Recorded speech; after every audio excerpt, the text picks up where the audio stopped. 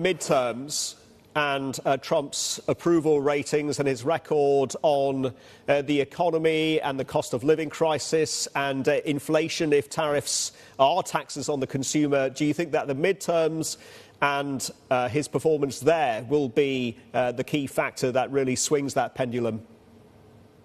Well, I know I'm friends with, people who are Trumpers, and I can tell you they're extremely disappointed with the way things have been handled and are being done. It's one thing to say we're going to have tariffs, and it's another thing the way this is being done and how unilaterally and destructive it's being done. And many of these people are going to be greatly affected by the cost of living increases that are going to happen right away. It's already happening where companies are getting bills for tariffs, and they're going to have to pass at least a part of that on to consumers. And if the other part hits profits, then that also hits markets. And remember, everybody in America is invested in the stock market one way or another, whether it be their pensions, their 401ks, you're a firefighter or a teacher. So if you're living in sort of red country right now, the rise in cost of living is going to hit these people much, much more so than the people who live in cities.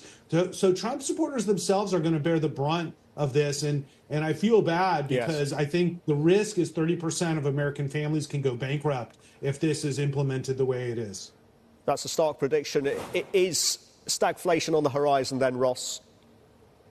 Well, once again, I don't see this plan being implemented the way it is in any long-term manner because it's so destructive. It will cause a recession. It will cause inflation. It will be worse than stagflation. So I would be happy to have stagflation for the potential of what this could create if it's implemented in the form that it's been laid out. But I don't think that's the intent. The intent is to be a bully and expect the rest of the world to just come to Trump's king throne and kiss the ring and give him what he wants. And I don't think he's reading the rest of the world right.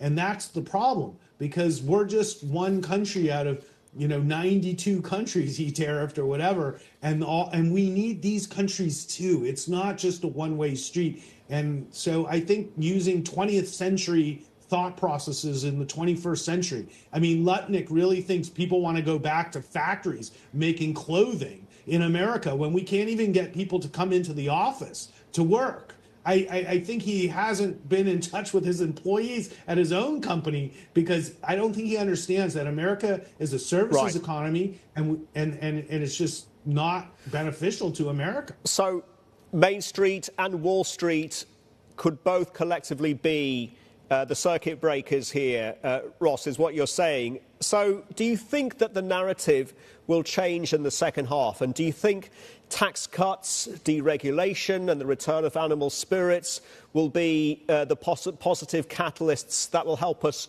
re-engage into the US markets again?